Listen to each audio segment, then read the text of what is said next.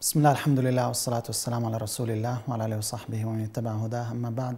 Assalamu alaikum wa rahmatullahi wa barakatuh. Welcome to this session of Maxims of Fiqh. Today inshallah we will talk about the third grand maxim, which is Al-Mashaqqatu tajlibu at-taysir. Difficulty brings ease. The hardship and the difficulty becomes reason and means for ease. That is the meaning of this maxim. The rulings that will cause difficulty for the mukallaf, the one who is of age, reached the age of puberty, the one who is sane, Sharia will make these things easy until the mukallaf is able to perform that thing without the hardship. Now, this maxim has many evidences. From the book of Allah subhanahu wa ta'ala, we find Allah Azza wa Jalla is saying in Surah Al-Baqarah, يُرِيدُ اللَّهُ بِكُمُ الْيُسْرَ وَلَا يُرِيدُ بِكُمُ الْعُسْرَ. In the other surah, again in Surah Al-Baqarah, in the other ayah, Allah subhanahu wa ta'ala says, لا يكلف الله نفسا إلا وسعها. Also, in the same ayah, Allah Azza wa Jalla says, ربنا ولا تحملنا ما لا طاقة لنا به. When the Muslims invoked Allah with those du'as, Allah Azza wa Jalla responded and said, قد فعلت, I did. Then also another evidence where Allah Azza wa Jal says, مَا يُرِيدُ اللَّهُ لِيَجْعَلَ عَلَيْكُم مِّنْ حَرَجٍ. And in the other ayah, Allah Azza wa Jal also says, مَا يُرِيدُ اللَّهُ لِيَجْعَلَ عَلَيْكُم فِي الدِّينِ مِنْ حَرَجٍ. Also the Prophet sallallahu alaihi wasallam said, إِنَّ اللَّهَ قَدْ غَفَرَ لِأُمَّتِي الْخَطَأ وَالنِّسْيَانُ وَمَا اسْتُكْرِهُ عَلَيْهِ. Allah Azza wa Jal had forgiven my ummah for the error, forgetfulness, and what they were forced or cursed to do. All that means that the purpose of the religion is to make things easy. The obligations that are imposed are to make the life of the Muslim better. Although there are some difficulties sometimes within the act itself, but that is for the greater good. Now, the ease that is legislated in the Sharia is one of two types. The first type, the type is in principle legislated for ease. And this is the entire rulings of the religion of the Sharia in general. The purpose of the rulings of the Sharia is to make ease on people. Allah Azza wa Jal mentioned that after the command of fasting.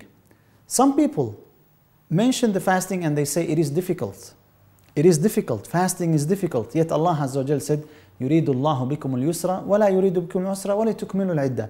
How imposing fasting for 3 days from dawn to dusk, without drinking, without eating, without having any sexual desire, how this is ease? It is beneficial. If you look at all the benefits, you find that there are a lot. Don't look only at what you are not getting, not eating and not drinking. There are many, many benefits. So that is the general ease. That is in the entire rulings of the Sharia. You live the life according to Islam and you will have an easy life. Then we have the second type of ease is the type that is legislated for the excuses, like the concessions. When you are traveling, instead of praying 4 rak'ah, you can pray 2 rak'ah. You can combine the prayers. So this is a concession. And the concession is the ruling that is based on the excuse, while generally it is forbidden. Why it is legislated for an excuse? Because of the difficulty. Because of the difficulty. An example for this would be the sickness. The sickness is a concession. So you don't have to fast if you are sick. Traveling also is a concession. When you are traveling, you don't have to fast. And the prayer could be combined and could be shortened as well. So all these are concessions. And this shows that the purpose of the rulings in the Sharia, imposing those rulings, is not really to make life difficult on the mukallaf. It is only to regulate the life and to organize the people and to make them on the straight path. Now, the types of difficulty that we have to understand the maxim, because some people say if there is ease brought with difficulty, that means we can have concession in every aspect of the ibadah. That is incorrect, because we need to distinguish between the types of difficulty. The first type, the type that is in the regular limits, and that is included in almost all the types of the ibadat, and that does not necessitate any ease. Like what? In prayer, when you want to pray, you need to perform wudu, and when you perform wudu, you are putting the water over your body. Sometimes it is cold and the water is cold. Sometimes it is hot and the water is hot. That is difficulty, but that is normal, in the normal stages. Same thing when you want to pray, you are going to stand up, you're going to bow, you're going to prostrate yourself. All that is within the boundaries of ability of the mukallaf. So these do not necessitate any concession, any ease. Then we have the difficulty of extreme measure, and that is attributed to one of the things that is added.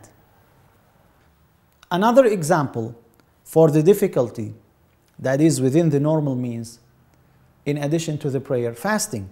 When you are fasting in a long day in the summer, that is difficult, but it is still with the normal means, and that does not necessitate any extra ease, any concession. Then we have the difficulty that is new, or that is attributed to additional thing, not the act itself. When we have the act itself that is within the normal means, and we have something attributed to it, here we have three levels. The first level, where this act becomes very difficult. In general, it is normal, it is possible within the hands of the person, but now it became very difficult, and that is an excuse, and it would become a concession. Like what? Taking a bath, that is normal, and everyone can take a bath.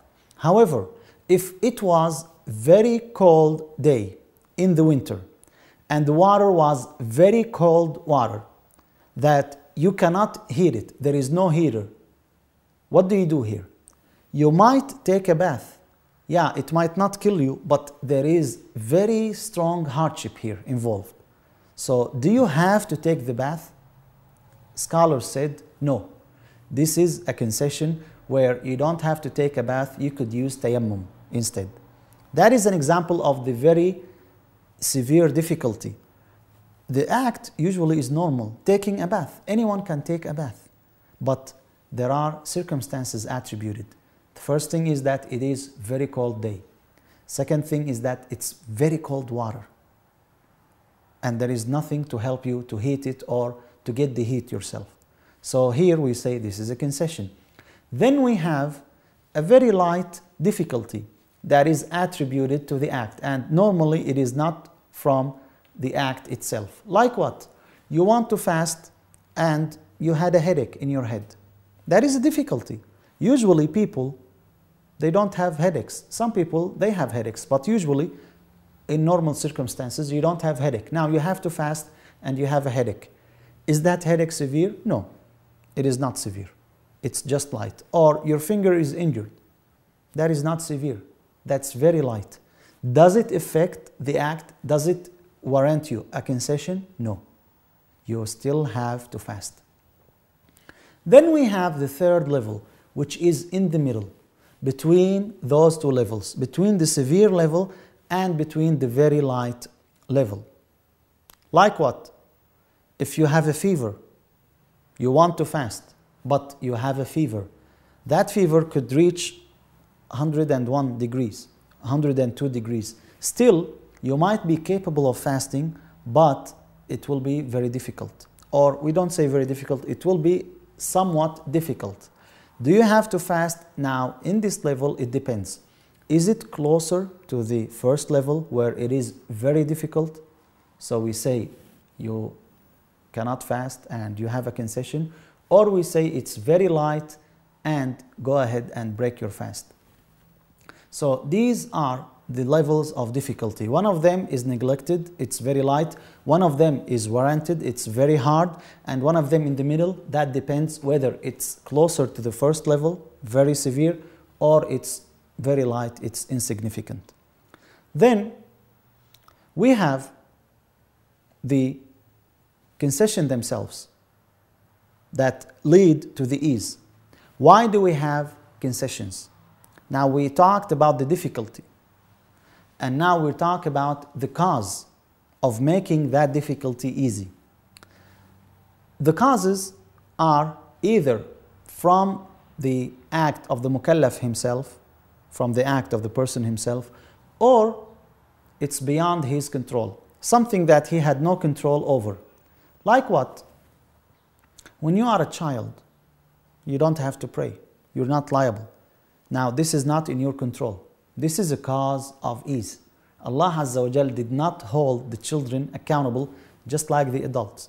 The same thing for the one who is asleep. Imagine if you are liable for your actions even when you are asleep. That will be hard, because when you are asleep, you don't control your behavior. You don't control your actions. You are subconscious. You're not in your conscious. So Allah Azza wa Jal made that a cause for ease, and it is not within your ability. Then we have causes by the mukallaf himself, like when you travel. This is something you did, but Allah Azza wa Jal made that a cause for ease. Or when you err, when you make a mistake, this is something you did, but you didn't do it intentionally. It was unintentional. Still, that is a cause of concession. Now, the reasons for ease, those who bring ease, some scholars limited them in seven. Seven causes for ease. The first one they say is traveling. Traveling is a means of ease. The second one is sickness, when you are sick. The third one is the coercion, when you are under duress. The fourth one is forgetfulness. And the fifth one is the ignorance, when you don't know the ruling and you did it out of ignorance. The sixth one is the difficulty. And that's what we have been talking about from the beginning of the session. Then finally, the shortcoming, the inability. That is the last one of the cause of ease. Then we have the ignorance, which is really an excuse, because many people would say, I was ignorant, I did not know.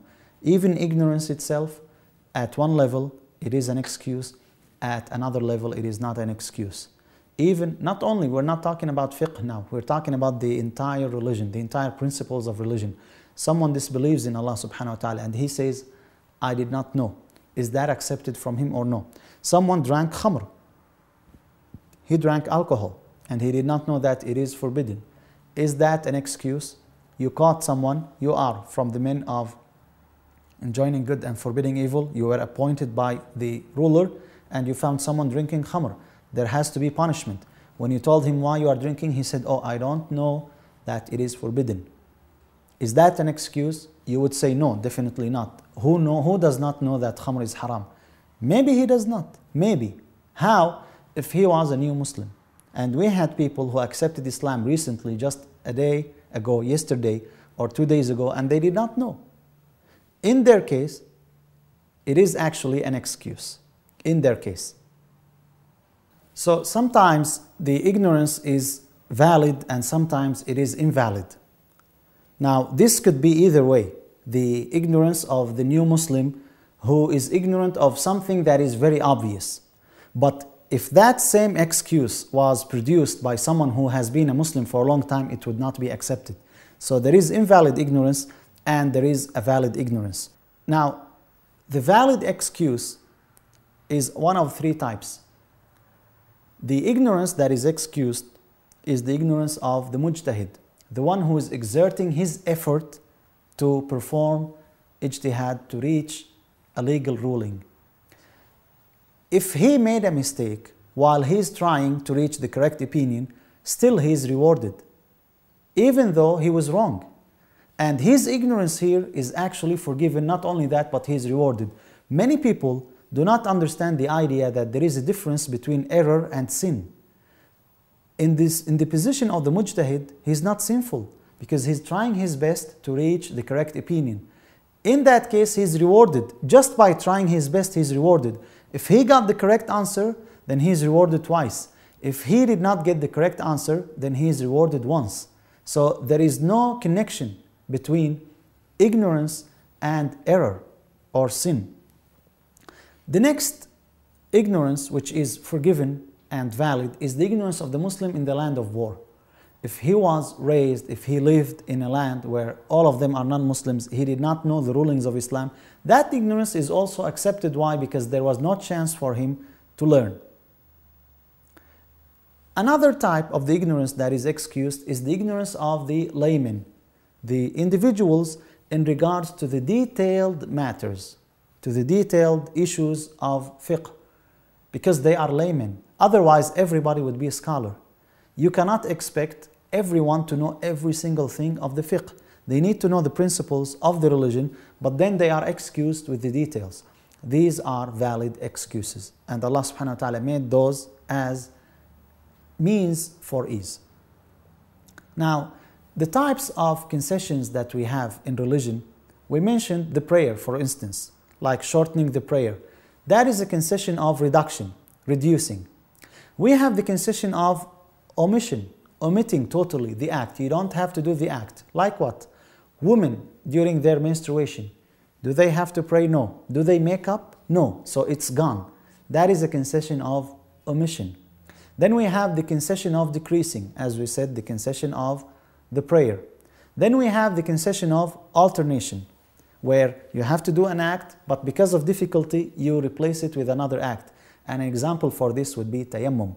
We have a concession of advancement or delaying, like the prayer. You can pray in advance or you could pray later. You could combine the prayers. Why? Due to difficulty during traveling.